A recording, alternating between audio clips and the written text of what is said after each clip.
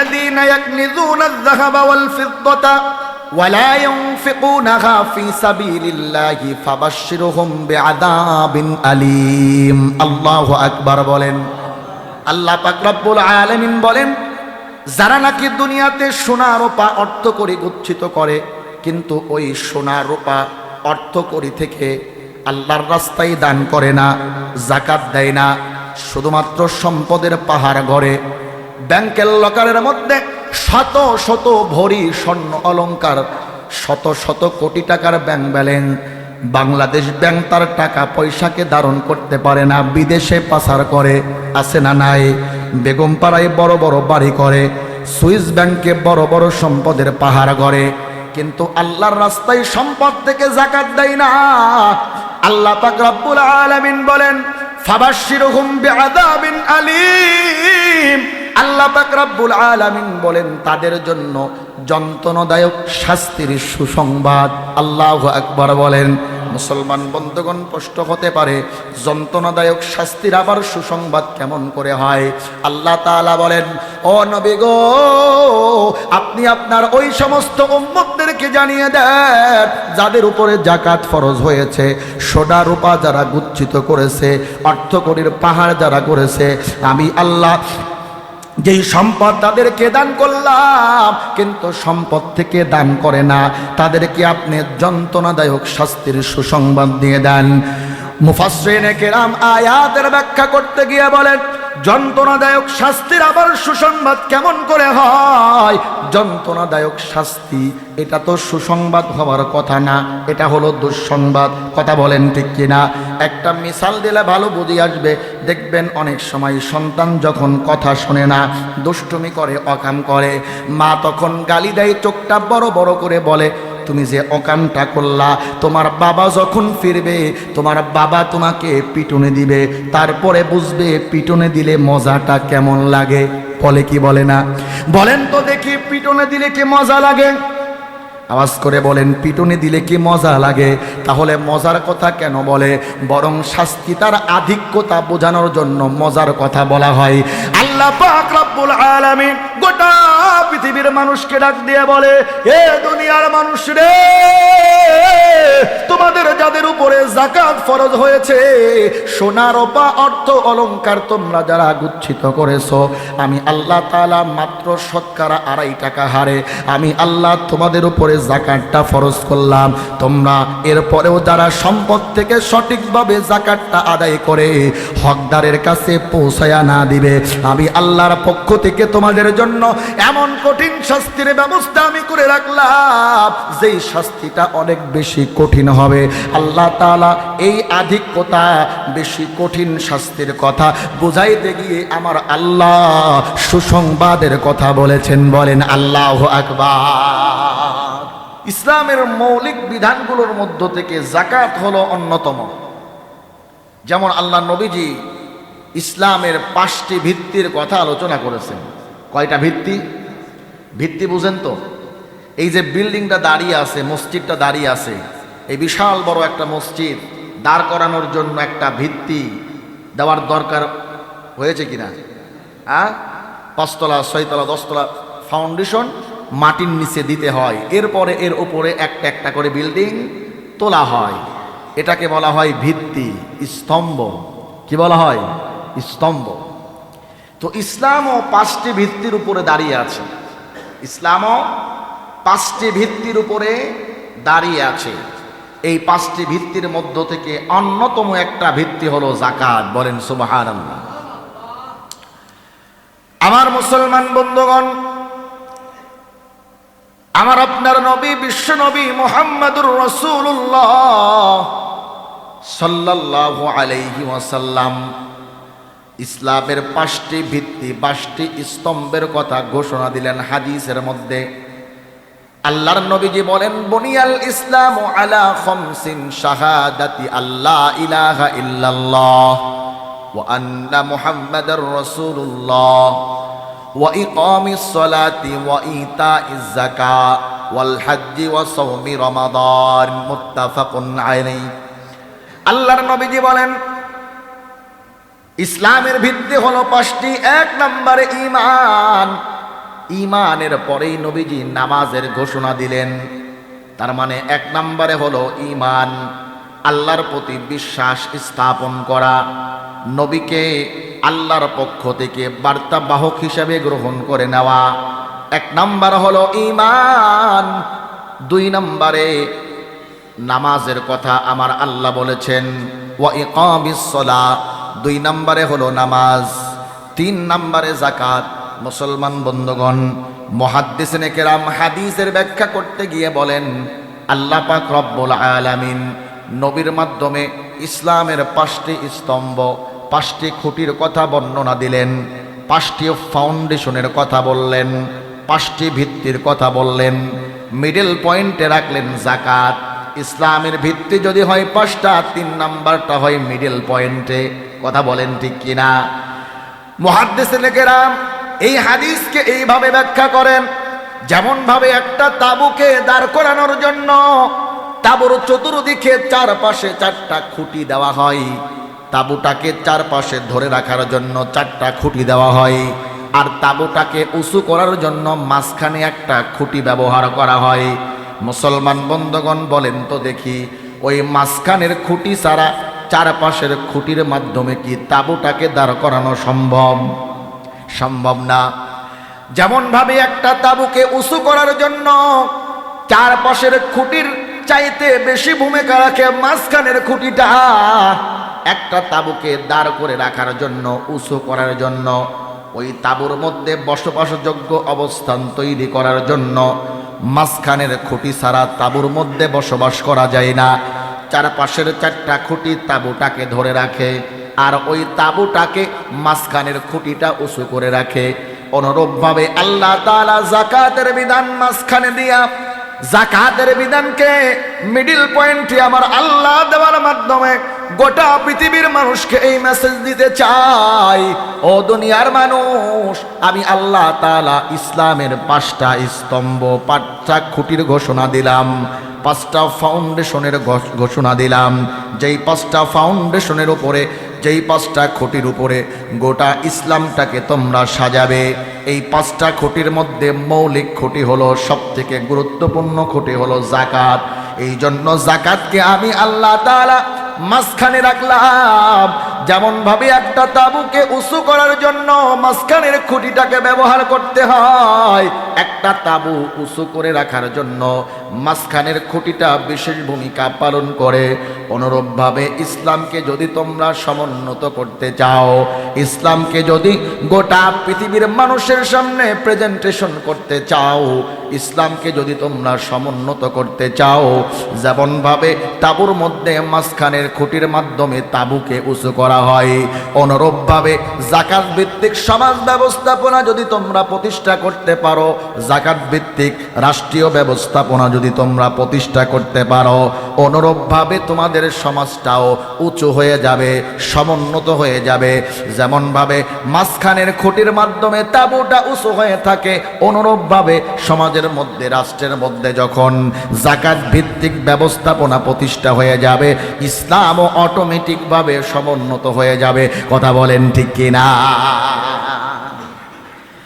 ইসলামী সমাজ ব্যবস্থাপনা আর সেকুলার সমাজ ব্যবস্থাপনার মধ্যে পার্থক্য কোথায় দেখেন? সেকুলার সমাজ ব্যবস্থাপনা হলো পুঁজিবাদী সমাজ ব্যবস্থাপনা। বড় লোকরা শুধু বড় লোক হয়, আর গরিবরা মাটির সঙ্গে মিশে যায়। কথা বলেন ঠিক কিনা?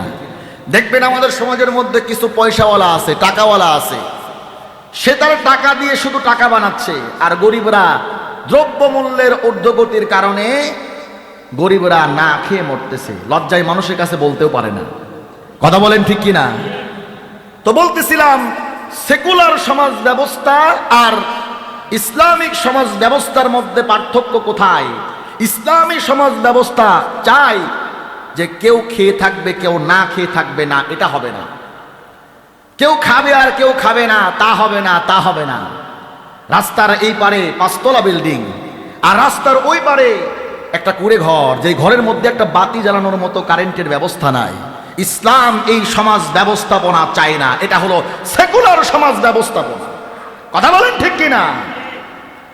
ইসলাম বলতেছে যাকাত যার উপরে ফরজ, রাষ্ট্রীয়ভাবে বাধ্যতামূলকভাবে যাকাত তার থেকে পাই পাই করে আদায় করে যাকাত গ্রহণের হক যারা রাখে তাদের কাছে যাকাত পৌঁছে দিতে হবে, এটা হলো রাষ্ট্রীয় দায়িত্ব।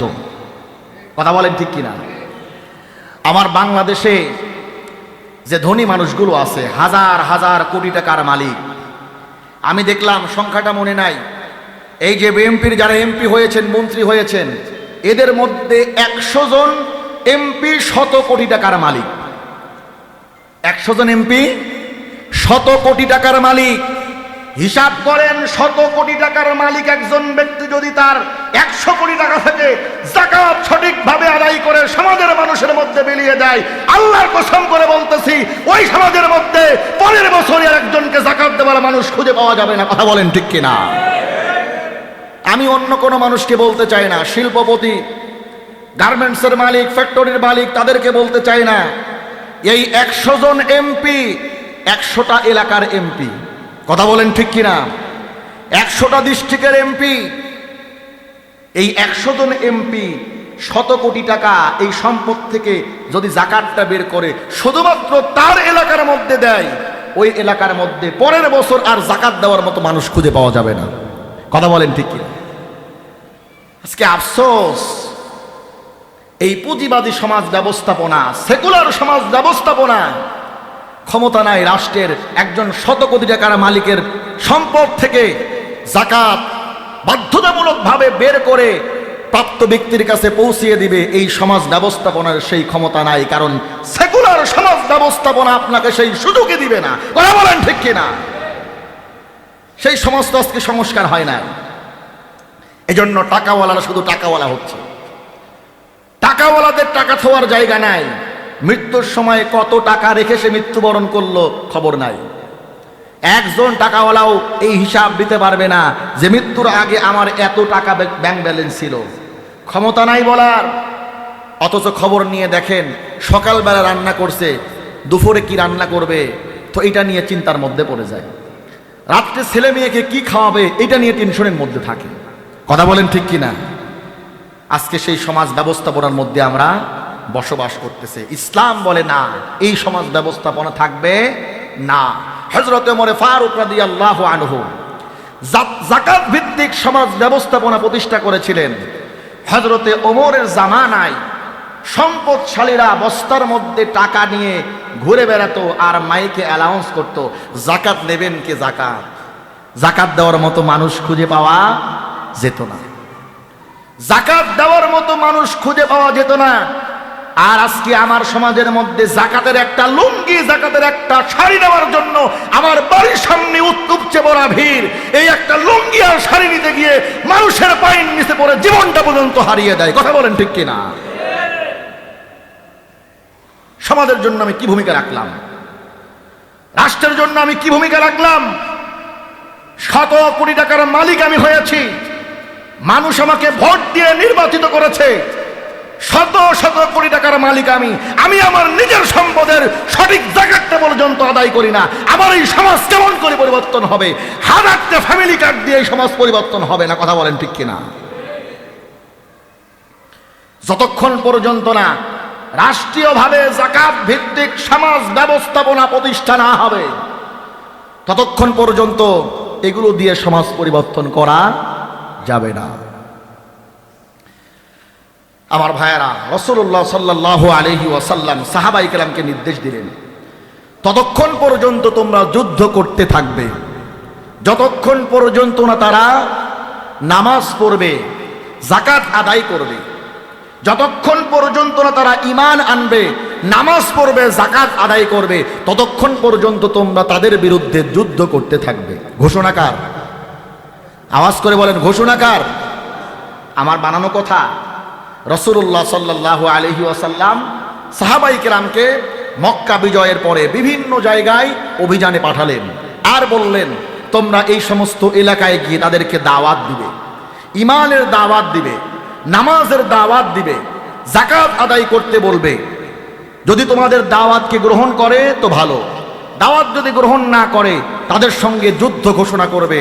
যতক্ষণ পর্যন্ত তারা ঈমান আনবে, যতক্ষণ পর্যন্ত না তারা ঈমান না আনবে, নামাজ না পড়বে, যাকাত না পড়বে, ততক্ষণ পর্যন্ত তাদের বিরুদ্ধে তোমাদের যুদ্ধ চলমান থাকবে। ঘোষণাকার আল্লাহর রাসূলের মাধ্যমে এই ঘোষণা দিয়ে দিলেন। হযরতে আবু বকর রাদিয়াল্লাহু আনহুর জামানার ঘটনা। তো কিছু মানুষ ঈমান এনেছে, নামাজও পড়ে, কিন্তু যাকাত দিবে না। খুব ভালো করে বুঝবেন যাকাত কতটা গুরুত্বপূর্ণ, খুব ভালো করে বুঝবেন যাকাত কতটুকু গুরুত্বপূর্ণ বোঝানোর জন্য আপনাদেরকে হাদিসটা শোনাচ্ছি। কিছু মানুষ ঈমান এনেছে, 5 ওয়াক্ত নামাজ পড়ে, কিন্তু যাকাত দেবে না। হযরতে আবু বকর রাদিয়াল্লাহু আনহু বললেন, ভাই ওমর, তারা তো নামাজ পড়ে, তারা ঈমান এনেছে, তো নামাজ পড়লে তো একজন মানুষ মুসলমান, সুতরাং তাদের বিরুদ্ধে তো আমি জিহাদ ঘোষণা করতে পারি না, যুদ্ধ ঘোষণা করতে পারি না। হযরতে আবু বকর রাদিয়াল্লাহু আনহু রাগান্বিত হয়ে গেলেন। হযরতে ওমরকে বললেন, ওমর, কেমন করে তুমি নামাজ থেকে যাকাতকে পৃথক করো? আল্লাহর নবীজি নামাজের কথা যেখানে বলেছেন সেখানেই যাকাতের কথা বলেছেন। আল্লাহ তাআলা কোরআনের মধ্যে যেখানেই নামাজের কথা বলেছেন সেখানেই যাকাতের কথা বলেছেন। তুমি কেমন করে নামাজ থেকে যাকাতকে পৃথক করো? যারা ঈমান এনেছে, নামাজ পড়ে কিন্তু যাকাত দেয় না, মুসলমান হতে পারে না, তাদের বিরুদ্ধেও আমার যুদ্ধ চলমান থাকবে। বলেন আল্লাহু আকবার। হযরতে ওমর বিরোধিতা করলেন। হযরতে ওমর বললেন, তারা ঈমান এনেছে, তারা নামাজ পড়ে, যাকাত দেয় না। ঈমান এনেছে মানে আল্লাহকে বিশ্বাস করে, আল্লাহর নবীকে বিশ্বাস করে, 5 ওয়াক্ত নামাজও পড়ে, কিন্তু যাকাত দেয় না। বলেন তো এমন মানুষের সংখ্যা আমাদের সমাজে কম না বেশি? আওয়াজ করে বলেন, কম না বেশি? আল্লাহর রাসূলকে বিশ্বাস করে, 5 ওয়াক্ত নামাজও পড়ে, কিন্তু সঠিকভাবে যাকাত আদায় করে না। এমন মানুষের সংখ্যা আমাদের সমাজে সবথেকে বেশি।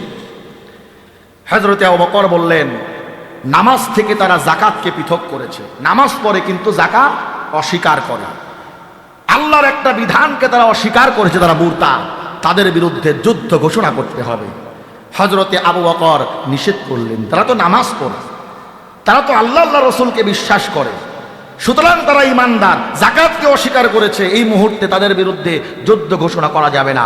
হযরতে আবু বকর রাদিয়াল্লাহু আনহু রাগান্বিত হলেন, তার যুদ্ধকে অব্যাহত রাখলেন। শেষ পর্যন্ত হযরতে ওমর বাধ্য হয়ে হযরতে আবু বকরের সিদ্ধান্তের সঙ্গে একমত পোষণ করলেন। বলেন আল্লাহু আকবার।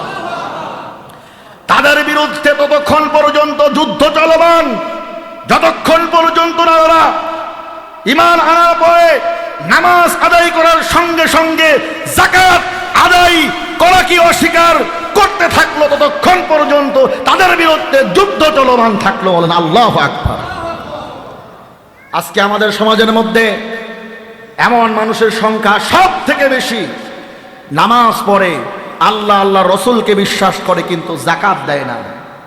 নামাজ পড়ে, আল্লাহ রাসূলকে বিশ্বাস করে, কিন্তু যাকাত দেয় না, সঠিকভাবে যাকাত আদায় করে না। এই মানুষের সংখ্যা সব থেকে বেশি। আল্লাহ বলেন, আমি আল্লাহর পক্ষ থেকে ওদের জন্য যুদ্ধ কিয়ামত পর্যন্ত অব্যাহত থাকবে। বলেন আল্লাহু আকবার। এখন বলেন, যাকাত আদায় করার দরকার আছে না নাই? কতটুকু? আমার সম্পদের 40 ভাগের 1 ভাগ, খুব কি বেশি নাকি? সম্পদের 40 ভাগের 1 ভাগ খুব বেশি? যদি আপনার 40 লক্ষ টাকা থাকে, তাহলে 1 লক্ষ টাকা আপনাকে যাকাত দিতে হবে।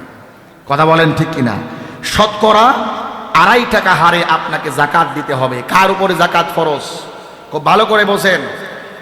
সাহেবে নিসাব, অর্থাৎ নিসাব পরিমাণ মালের মালিক যদি কেউ হয়, সেই সম্পদটা যদি 1 বছর পর্যন্ত রোলিং করে, অর্থাৎ 1 বছর অতিক্রম করেছে, 1 বছর আগে আপনার সম্পদ ছিল, বর্তমান হিসাব বলে যেই যাকাতের নিসাব, সেই নিসাব পরিমাণ মালের মালিক আপনি 1 বছর আগে ছিলেন, ওই টাকাটা এইখানে লাগিয়েছেন, ওইখানে লাগিয়েছেন, তো 1 বছর পরে এসেও দেখেন যে ওই নিসাবটা ঠিকঠাক আছে, তাহলে পুরা সম্পদের উপরে হিসাব করে আপনাকে শতকরা 2.5 টাকা হারে যাকাত আদায় করতে হবে।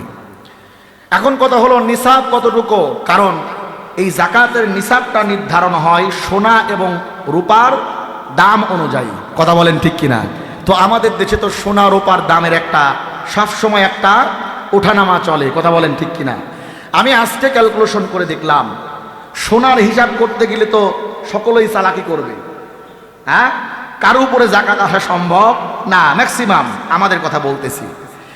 7.5 তোলা স্বর্ণ অর্থাৎ 7.5 ভরি স্বর্ণ, অথবা 52.5 তোলা রূপা, অথবা এর সমপরিমাণ টাকা যদি কারো গচ্ছিত থাকে, 1 বছর পর্যন্ত এই সম্পদটা রোলিং করে, 1 বছর অতিক্রম করে, তাহলে তার পুরা সম্পত্তির উপরে হিসাব করে 40 ভাগের 1 ভাগ শতকরা 2.5 টাকা হারে জাকাত তাকে আদায় করতে হবে।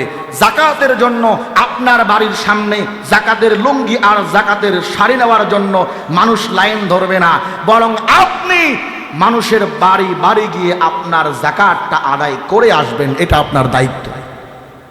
কথা বলেন ঠিক কিনা? খুব ভালো করে বুঝবেন। এখন স্বর্ণের দাম মোটামুটি 2,25,000 থেকে 30,000, কথা বলেন ঠিক কিনা? তো এই হিসাব করে যদি আপনার শুধুমাত্র স্বর্ণ থাকে, খুব ভালো করে বোঝেন, আমরা এই মাসলাটা না বোঝার কারণে অনেক সময় ভুলের মধ্যে পড়ি। আপনার শুধুমাত্র স্বর্ণ আছে, 1 আনাও রূপা নাই, 1,000 টাকাও গচ্ছিত নাই, শুধুমাত্র স্বর্ণ আছে, ওই স্বর্ণটা আপনাকে 7.5 ভরি হতে হবে, অন্য কোনো কিছু নাই, টাকাও নাই, 1,000 টাকাও গচ্ছিত নাই, 1 আনাও রূপা নাই, শুধুমাত্র স্বর্ণ আছে গচ্ছিত, তাহলে ওই স্বর্ণটা 7.5 ভরি হওয়ার আগ পর্যন্ত আপনার উপর যাকাত ফরজ নয়।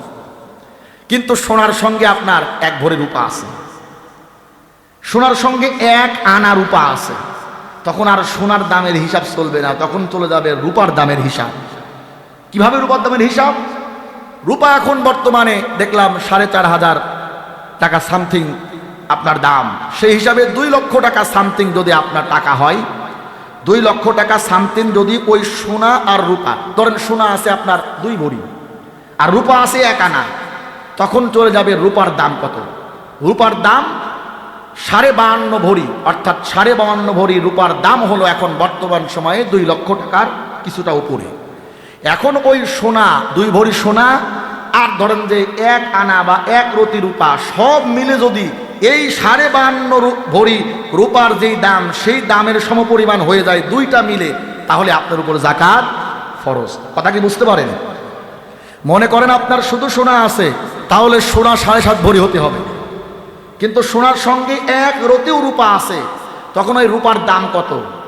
ওই দাম যদি ওই সোনা রূপা সব মিলে ওই দাম সমপরিমাণ হয়, তাহলে আপনার উপর যাকাত ফরজ। এখন 2 ভরি সোনার দাম মোটামুটি 5 লক্ষ টাকা, কথা বলেন ঠিক কিনা? তাহলে এত 5 লক্ষ টাকা, এখন 52.5 ভরি রূপার দাম হচ্ছে 2 লক্ষ টাকা, তার মানে 2 লক্ষ টাকা আপনি অতিক্রম করেছেন, আপনার ওই 5 লক্ষ টাকার উপরেই 2.5 টাকা হারে, শতকরা 2.5 টাকা হারে আপনাকে যাকাত দিতে হবে। এখন কথা হলো যে আমার শুধু সোনা আছে, রূপা নাই, কিন্তু আমার ব্যাংকে কিছু টাকা গচ্ছিত আছে, তখনও আবার সেই রূপার দামের হিসাবে চলে যাবে। শুধু সোনা নাই, শুধু রূপা আছে, তখনও আপনার শুধু রূপা আছে আর সঙ্গে কিছু কি আছে? টাকা আছে, তখনও আপনার রূপার দামের সঙ্গে চলে যাবে। কথা কি বুঝতে পারেন? এক কথাই রূপার যেই দামটা, রূপার যেই দাম 52.5 ভরি রূপার যেই দাম, এই সমপরিমাণ টাকা সবকিছু মিলে যদি হয়, এর উপরে চলে যায়, যত টাকা থাকবে ওই টাকার উপরে শতকরা 2.5 টাকা হারে আপনাকে যাকাত আদায় করতে হবে। সম্মানিত উপস্থিতি, এখন চিন্তা করে দেখেন, স্বাভাবিকভাবেই 2 লক্ষ টাকা 2.5 লক্ষ টাকার মালিক আমাদের সমাজের মধ্যে এমন অনেক আছে, কথা বলেন ঠিক কিনা? শতকরা 2.5 টাকা হারে আমি এই টাকাটা বের করে যদি আমি গরিব দুঃখী মানুষের মধ্যে এই টাকাটা পৌঁছে দিতে পারি, তাহলে ওই মানুষগুলো উপকৃত হবে, কথা বলেন ঠিক কিনা? আমাদের সমাজের মধ্যে যে ট্রেডিশনটা আছে, আমরা কি করি? একটা লুঙ্গি দেই, জাকাতের লুঙ্গি নামে লুঙ্গি পাওয়া যায়, যেটা 1 ধোয়া দিলে আর পরা যায় না, কথা বলেন ঠিক কিনা? জাকাতের শাড়ির নামে শাড়ি পাওয়া যায়, যে শাড়িটা 1 ধোয়া দিলে আর পরা যায় না, ওইটা দিয়ে আমার মা বোনেরা কাঁথা বানান। হ্যাঁ, আপনি এমন শাড়ি দিলেন যে শাড়িটা একবারও পরা যায় না, এমন লুঙ্গি দিলেন ওই লুঙ্গিটা একবার 1 ধোয়া দিলেই শেষ। এরকম কাজ করা যাবে না। আপনি চেষ্টা করেন 10 জনকে দিতে হবে না, 10 জনের টাকা এক জায়গায় করেন। দেখেন এলাকার মধ্যে একজন গরিব মানুষ, বাবা নাই, 2টা সন্তান রেখে চলে গেছে, মহিলাটা মানুষের বাড়িতে কাজ করে, মানুষের দ্বারে দ্বারে সন্তানদের জন্য একবেলা খাবারের জন্য হাত পাতে। আপনি টার্গেট করেন, খুঁজে খুঁজে বের করেন, ওই মহিলাটাকে একটা সেলাই মেশিন কিনে দেন, ওই মহিলাটাকে আপনি একটা কাজের ব্যবস্থা করে দেন, ঘরটা একটু ঠিক করে দেন, একটু বাজার সদাই করে দেন ঈদের জন্য। আমার ভাইয়েরা, আপনি 10 জনের টাকাকে এক জায়গায় করলেন, একজনকে দিলেন, ওই একজন একটু ভালো মতো উপকৃত হলো, এটাই আল্লাহর কাছে বেশি কবুল হবে। কথা বলেন ঠিক কিনা? এভাবে আমাকে টার্গেট করতে হবে যে সমাজের কোন মানুষগুলো এমন আছে যারা মানুষের কাছে চাইতে পারে না, বলতে পারে না, অভাবগ্রস্ত,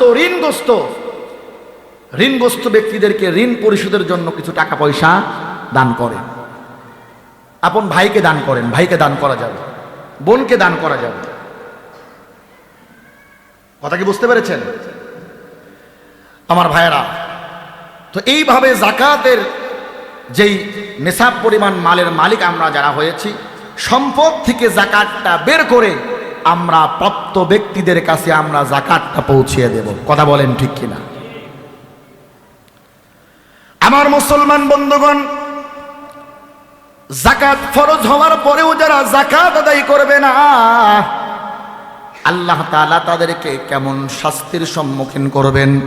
আল্লাহ পাক রব্বুল আলামিন কোরআনুল কারীমের মধ্যে বলেন, আল্লাযীনা ইয়াকনিজুনা আয-যাহাবা ওয়াল ফিদ্দাতা ওয়া লা ইউনফিকুনাহা ফী সাবিলিল্লাহি ফাবাশশিরহুম বিআযাবিন আলীম। আল্লাহু আকবার বলেন।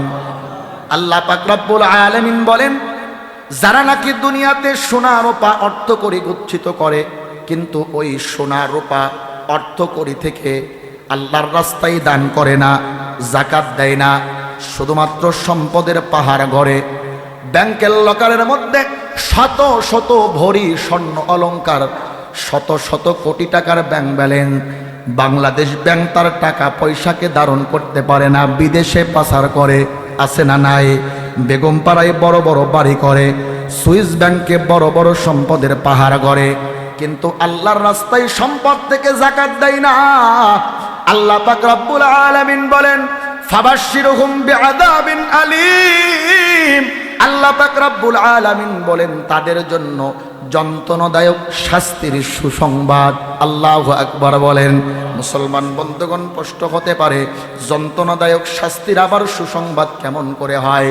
আল্লাহ তাআলা বলেন, ও নবী গো, আপনি আপনার ওই সমস্ত উম্মতদেরকে জানিয়ে দেন যাদের উপরে যাকাত ফরজ হয়েছে, সোনা রূপা যারা গুচ্ছিত করেছে, অর্থকড়ির পাহাড় যারা করেছে, আমি আল্লাহ যেই সম্পদ তাদেরকে দান করলাম, কিন্তু সম্পদ থেকে দান করে না, তাদেরকে আপনি যন্ত্রণাদায়ক শাস্তির সুসংবাদ দিয়ে দেন।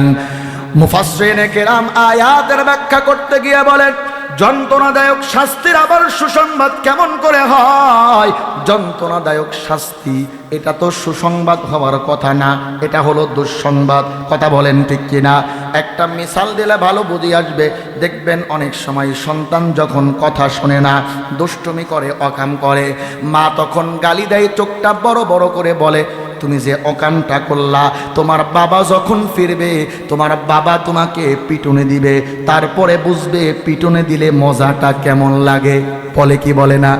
বলেন তো দেখি, পিটুনি দিলে কি মজা লাগে? আওয়াজ করে বলেন, পিটুনি দিলে কি মজা লাগে? তাহলে মজার কথা কেন বলে? বরং শাস্তি তার আধিক্যতা বোঝানোর জন্য মজার কথা বলা হয়। আল্লাহ পাক রব্বুল আলামিন গোটা পৃথিবীর মানুষকে ডাক দিয়ে বলে, এ দুনিয়ার মানুষ রে, তোমাদের যাদের উপরে যাকাত ফরজ হয়েছে, সোনা রূপা অর্থ অলংকার তোমরা যারা গুচ্ছিত করেছো, আমি আল্লাহ তাআলা মাত্র শতকরা 2.5 টাকা হারে আমি আল্লাহ তোমাদের উপরে যাকাতটা ফরজ করলাম। তোমরা এরপরেও যারা সম্পদ থেকে সঠিকভাবে যাকাতটা আদায় করে হকদারের কাছে পৌঁছায়া না দিবে, আমি আল্লাহর পক্ষ থেকে তোমাদের জন্য এমন কঠিন শাস্তির ব্যবস্থা আমি করে রাখলাম, যেই শাস্তিটা অনেক বেশি কঠিন হবে। আল্লাহ তাআলা এই আধিক্যতা, বেশি কঠিন শাস্তির কথা বুঝাইতে গিয়ে আমার আল্লাহ সুসংবাদের কথা বলেছেন। বলেন আল্লাহু আকবার। আমার মুসলমান বন্ধুগণ, শুধু তাই নয়, আল্লাহর রাস্তায় যারা দান করবে না, সম্পদ থেকে সঠিকভাবে যাকাত আদায় করে যাকাত বের করে প্রাপ্য ব্যক্তির কাছে পৌঁছায়া দিবে না। আল্লাহর নবীজি বলেন কাল কিয়ামতের ময়দানে এই সোনা রূপা অর্থ করি এগুলোকে জাহান্নামের আগুন দ্বারা খুন্তি বানাইয়া ওই খুন্তিটা বান্দার চোয়ালের মধ্যে লাগানো হবে, কপালের মধ্যে লাগানো হবে, পিঠের মধ্যে লাগানো হবে, আর বলা হবে এই তো নাও তোমার সম্পদ। দুনিয়াতে যেই সম্পদ তুমি গুচ্ছিত করলা, যেই সম্পদের পাহাড় তুমি গড়লা, এটা হলো তোমার সেই সম্পদ। এবার বুঝো তোমার সম্পদের কি মজা। আল্লাহর নবীজি বলেন কাল কিয়ামতের ময়দানে বান্দার গলার মধ্যে এই সম্পদকে বিশাল বড় বিষাক্ত অজগর সাপ বানাইয়া আমার আল্লাহ তাআলা বান্দার গলার মধ্যে পেঁচাইয়া দিবে, আর ওই সাপটা বান্দাকে দংশন করতে থাকবে, সবল দিতে থাকবে, বান্দা বিষক্রিয়ায় যন্ত্রণায় ছটফট করতে থাকবে। আল্লাহ তাআলা বান্দাকে ডেকে বলবে বান্দারে আমি আল্লাহ পাক রব্বুল আলামিন তোমাকে সম্পদ দান করেছিলাম আর বলেছিলাম এই সম্পদ থেকে খরচ করবে, আমি আল্লাহর রাস্তায় ব্যয় করবে। শতকরা মাত্র 2.5 টাকা হারে গরিব দুঃখী মিসকিনদের মধ্যে এই সম্পদটাকে বিলাইয়া দিবে। কিন্তু বান্দা তুমি আমার কথা শোনো নাই, বান্দারে সম্পদের শুধু পাহাড় গড়লা, সম্পদ তো রেখেই দুনিয়া থেকে বিদায় নিলা। বান্দারে এই সম্পদ হলো আজকে তোমার গলার মধ্যে পেঁচানো সাপ, যেই সাপটা তোমারে প্রতিনিয়ত সবল দিতে থাকে। বলেন সুবহানাল্লাহ। আমার মুসলমান বন্ধুগণ, আর যারা সম্পদ থেকে খরচ করবে, সম্পদ থেকে সঠিকভাবে যাকাতটা বের করে বান্দার মধ্যে বিলাইয়া দিবে, আল্লাহ পাক রব্বুল আলামিন বলেন আল্লাযীনা ইউকিমুনাস সালাহ ওয়া মিম্মা রাযাকনাহুম ইউনফিকুন উলাইকা হুমুল মুমিনুনা হাক্কান লাহুম দারাজাতু ওয়া মাগফিরাতু ওয়া রিজকুন কারীম। আল্লাহ পাক রব্বুল আলামিন বলেন যারা নাকি সম্পদ থেকে আমি আল্লাহ যেই সম্পদ দিলাম সম্পদ থেকে খরচ করবে, আমি আল্লাহ তাআলা তাদেরকে 3টা পুরস্কার দান করব। 1 নম্বরে আমি আল্লাহ পাক রব্বুল আলামিন উলাইকা হুমুল মুমিনুনা হাক্কান, তারা হবে ঈমানদারদের অন্তর্ভুক্ত। লাহুম দারাজাতুন ইনদা রাব্বিহিম, 1 নম্বরে আমি আল্লাহর কাছে তারা হবে সম্মানিত। ওয়া মাগফিরা, 2 নম্বরে আমি আল্লাহ তাদের জিন্দেগীর গুনাহগুলো maaf করে দেব। ওয়া রিজকুন কারীম, আমি আল্লাহ তাআলা দুনিয়াতে তাদেরকে সম্মানজনক রিজিক দান করে দেব। বলেন সুবহানাল্লাহ।